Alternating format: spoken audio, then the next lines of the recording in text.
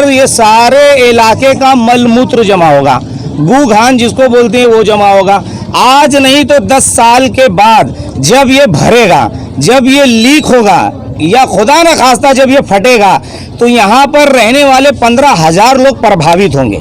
और उसके साथ साथ में जो मुर्दे कब्र के अंदर पड़े रहेंगे, जब ये गू घान उनके अंदर जाएगा तो क्या हमारे तुम्हारे लोग बर्दाश्त कर सकेंगे? हमारे तुम्हारे घर के लोग इसको सहन कर सकेंगे कि हमारा मुर्दा एक गू में पड़ा हुआ है? तो सर्वे करके प्रायोरिटी तय करके कब्रिस्तान को प्राधान्य देना चाहिए था, शमशान भूमि को प्राधान्य देना चाहिए था, लेकिन एक ठेकेदार को फायदा पहुंचाने के लिए वहां पे पंपिंग स्टेशन का काम शुरू किया गया है।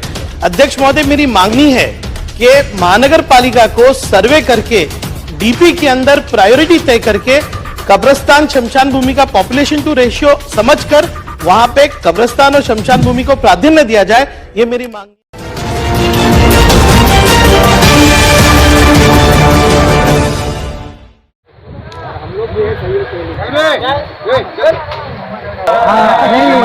नहीं, हमारी जान माल का आप ही जिम्मेदार हो।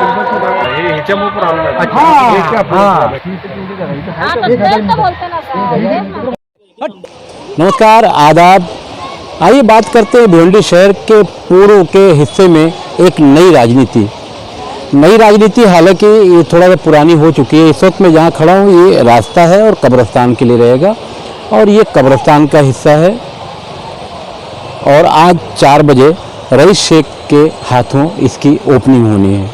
अब इसमें पहला मुर्दा कौन रहेगा वो बात की बात है, पहली तदफीन किसकी होगी वो बाद में देखा जाएगा। मगर आज ओपनिंग के दिन ही एक तरफ ओपनिंग की तैयारी है और दूसरी तरफ कब्रिस्तान का विरोध नहीं, शमशान का विरोध नहीं, ये जो पंपिंग स्टेशन बन रहा है ड्रेनेज लाइन का। फिलहाल भिवंडी शहर में जो ड्रेनेज लाइन है, जगह जगह आप देख रहे होंगे रास्ते पर पानी बहता हुआ नज़र आता है। बहरहाल ये जो हिस्सा है इसी का विरोध आज इस कब्रिस्तान की ओपनिंग की तैयारी करने वाले भिवंडी पूर्व के समाजवादी पार्टी के एमएलए रईस शेख ने विरोध किया था। अध्यक्ष महोदय, वहां पे सर्वे नंबर 104 है जो चौहान कॉलोनी के बिल्कुल पीछे है। वहां पे जो है अलग अलग तरह के रिजर्वेशन है उस प्लॉट के ऊपर। एक रिजर्वेशन कब्रिस्तान का है, एक शमशान भूमि का है, रास्तों का है और पंपिंग स्टेशन का है। अध्यक्ष महोदय, भिवंडी शहर के अंदर एक ड्रेनेज का पूरा प्रोजेक्ट चल रहा है जो 20% भी कंप्लीट नहीं हुआ है, लेकिन उस प्लॉट पे सर्वे करके प्रायोरिटी तय करके कब्रिस्तान को प्राधान्य देना चाहिए था, शमशान भूमि को प्राधान्य देना चाहिए था, लेकिन एक ठेकेदार को फायदा पहुंचाने के लिए वहां पे पंपिंग स्टेशन का काम शुरू किया गया है। अध्यक्ष महोदय, मेरी मांगनी है कि महानगर पालिका को सर्वे करके डीपी के अंदर प्रायोरिटी तय करके कब्रिस्तान शमशान भूमि का पॉपुलेशन टू रेशियो समझकर वहां पे कब्रिस्तान और शमशान भूमि को प्राधान्य दिया जाए, ये मेरी। मगर अब इस पंपिंग सेट की हिमायत की जा रही है। कब्रिस्तान, शमशान और मेरे ठीक पीछे ये स्कूल है, 1,57,00,000 में बना था और पीछे दिखाई दे रहा होगा इसको सिर्फ रिपेयरिंग के लिए ही 1 करोड़ मिला। ये जो राजनीति चल रही है, एक तरफ विरोध कब्रिस्तान का नहीं, जो विरोध करने वाले लोग हैं ये कहते हैं कि हमारा कब्रिस्तान या शमशान का विरोध नहीं है, और इस तरफ कब्रिस्तान की ओपनिंग की तैयारी है, पुलिस भी है, नेता भी हैं, पत्रकार भी हैं और जनता भी है। पंपिंग सेट का जो विरोध हो रहा है, कुछ दिन पहले एक बच्चा जब इसका खड्डा खोदा गया था तो यहाँ गिरकर मरा था, वो बच्चा चौहान कॉलोनी का था, उसकी मदद भी रईस शेख के जरिए करवाई गई थी। और उस वक्त एक ठेकेदार को फायदा पहुंचाने के लिए वहां पे पंपिंग स्टेशन का काम शुरू किया गया है। अध्यक्ष महोदय, मेरी मांगनी है कि महानगर पालिका को सर्वे करके डीपी के अंदर प्रायोरिटी तय करके कब्रिस्तान शमशान भूमि का पॉपुलेशन टू रेशियो समझकर वहां पे कब्रिस्तान और शमशान भूमि को प्राधान्य दिया जाए। विधानसभा में रईस शेख ने इसका विरोध किया था कि ये नहीं बनना चाहिए। विधानसभा में विरोध के बाद अब क्या हो गया, क्यों हो गया, अब इसका समर्थन किया जा रहा है। बहरहाल राजनीति का ये जो अड्डा है, समझ में नहीं आता कि स्कूल में बच्चे जब यहाँ पढ़ने आएंगे खिड़की में से नज़र आएगा, तदफीन का नज़ारा देखेंगे, और फिर जब शमशान घाट बनेगा तो शमशान घाट में अंतिम संस्कार का मामला भी देखेंगे। और उसके बाद पंपिंग सेट आने वाले दिनों में, जैसा कि चौहान कॉलोनी में एक बार हो चुका है, एक शौचालय का टैंक जब फटा तो उसमें एक आदमी की मौत हुई और 2 लोग घायल भी हुए। तो ये सारी राजनीति का ये जो नया सेंटर भिवंडी पूर्व में शुरू हो रहा है, आने वाले दिनों में इसका नतीजा क्या होगा, बहरहाल जो भी होगा वो खतरनाक होगा। मैं खान फखर आलम। आप लोगों ने विरोध जता रहे हैं, उसके खास वजह क्या है?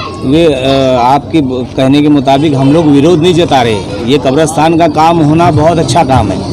अभी इनके बैनर पर आप देखेंगे तो बैनर पे लोगों ने पूरे बैनर में कब्रिस्तान की जगह बताई है। ये पूरे इलाके में आप जाइए देखिए, इसमें 1000 स्क्वायर मीटर जगह शमशान भूमि के लिए दी गई है, 2000 स्क्वायर मीटर जगह कब्रिस्तान के लिए और 3600 स्क्वायर मीटर पंपिंग स्टेशन है। पंपिंग स्टेशन वो जगह है जहाँ पर ये सारे इलाके का मल मूत्र जमा होगा, गू घान जिसको बोलते हैं वो जमा होगा। आज नहीं तो 10 साल के बाद जब ये भरेगा, जब ये लीक होगा या खुदा न खास्ता जब ये फटेगा तो यहाँ पर रहने वाले 15,000 लोग प्रभावित होंगे।